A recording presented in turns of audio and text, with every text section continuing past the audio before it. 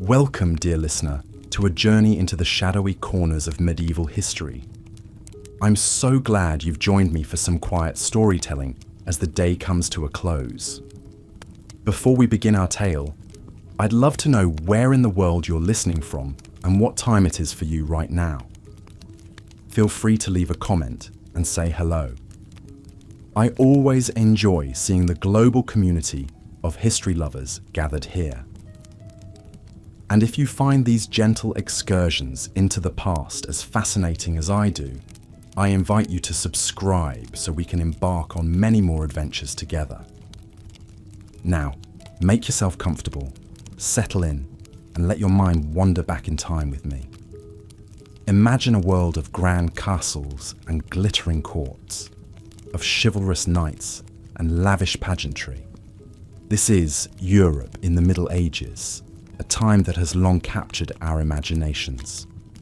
But beneath the surface of all that splendor and romance, a darker current often ran. In the halls of power, intrigue, jealousy, and ambition simmered, bubbling over at times into murder most foul.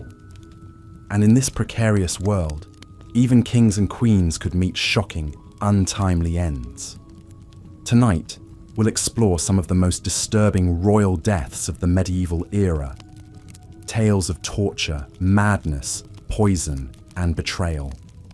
The lives of the monarchs we'll meet were shaped by the ruthless dynastic politics of their age, where the promise of power always came with a price. But don't worry, my goal isn't to keep you awake with grisly details, but rather to let you drift off to sleep with a richer sense of the complex tapestry of the past. So let's allow our minds to slip softly into the mists of history. Our first stop is England in the early 14th century, where we find King Edward II presiding over a troubled reign. Born in 1284, Edward was the fourth son of the mighty King Edward I, who had earned the nickname Longshanks for his tall stature and extended his royal reach into Wales and Scotland. But young Edward was cut from a different cloth than his warrior father. He grew into a handsome but somewhat idle prince, more interested in leisurely pursuits than the arts of war and governance. When Edward I died in 1307, his 23-year-old son ascended to the throne as Edward II, inheriting a kingdom rife with tensions. He quickly made himself unpopular with England's powerful barons by lavishing favour and titles on his close friend and rumoured lover Piers Gaveston. Tall, witty and flamboyant, Gaveston was the son of a Gascon knight and had a magnetic hold on the young king's affections. But to the outraged nobility, he was an arrogant upstart whose influence over Edward seemed to exceed all propriety. Their discontent would come to a head in 1312, when a group of rebel barons hunted down and murdered Gaveston, stabbing him to death in a lonely field. Devastated by the loss of his companion, Edward sank into a deep melancholy. But his troubles were only beginning.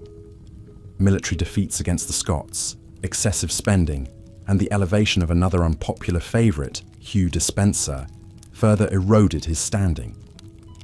By 1326, Edward's fed-up Queen Isabella had turned against him and fled to France with their young son, the future Edward III.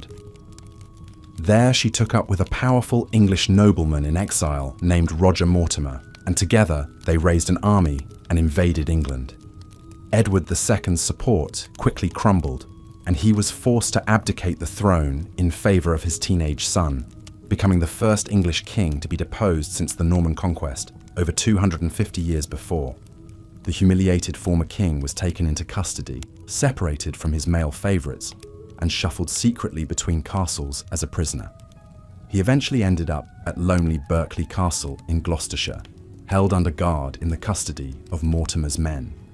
And it was there in September 1327 that his story took its grisliest turn. According to a famous account written some decades later, Edward's captors decided to end the risk of his supporters rallying to restore him to power. So one night, they held the deposed king down and brutally killed him by thrusting a red-hot poker into his anus, leaving no visible mark of violence on the body. The notorious red-hot poker story has titillated and horrified for centuries, though many historians today suspect it was a much later embellishment. More contemporary accounts suggest Edward may have been smothered with heavy mattresses or slowly starved, though the truth is lost to time. Whatever the exact circumstances, the wretched demise of Edward II marked a sad end for a weak, ineffectual king brought low by his misrule and the machinations of his ambitious wife and her lover. When word reached the outside world that the former king was dead at age 43, reactions ranged from grim satisfaction to quiet pity for a man widely seen as a failure. Though his violent end was shocking, his life and reign had long since withered. In a sense, Edward II's death was less a sudden rupture than the inevitable final unravelling of a king not quite fit for his crown. His 2-decade rule, disastrous and disappointing, would be overshadowed by that of his son, Edward III, who grew into the mighty warrior king his father had never been. The memory of Edward II faded into that of a tragic footnote, a king who had stumbled from one mistake to the next until he fell right out of history. Across the English Channel, another king was coming undone under very different circumstances. Charles VI of France, known to posterity as Charles the Beloved or Charles the Mad, was a promising young ruler whose reign spiraled into chaos under the shadow of mental illness. Born in 1368 to King Charles V and Joanna of Bourbon, Charles was an affable, charming child, if not quite as brilliant as his bookish, intellectual father. Though his father died in 1380, when Charles was just 11, he was ably guided through his adolescence by a regency council led by his stately, poised mother and his uncle Philip the Bold, the powerful Duke of Burgundy. When Charles came of age and took full control of his reign in 1388, he seemed ready to lead France into a brighter future. He was generous and amiable, eager to make peace with England after years of intermittent warfare, and determined to be a strong king like his father. With his lively, pretty Bavarian wife Isabeau by his side, all augured well for a glittering reign full of art, luxury, and royal authority. But just 4 years later, an eerie incident shattered the calm and marked a dark turning point in Charles's life.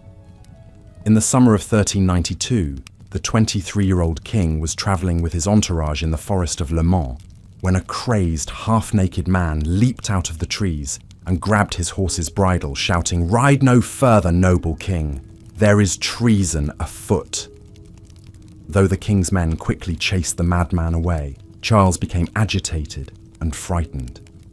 Then, a short time later, one of the royal pages nodded off in the saddle and dropped his lance, which clanged loudly against a helmet carried by another page. At the sudden sound, Charles flew into a panic, drew his sword, and began slashing wildly at his own men, crying, "Forward against the traitors! They wish to deliver me to the enemy." The king's younger brother Louis, the Duke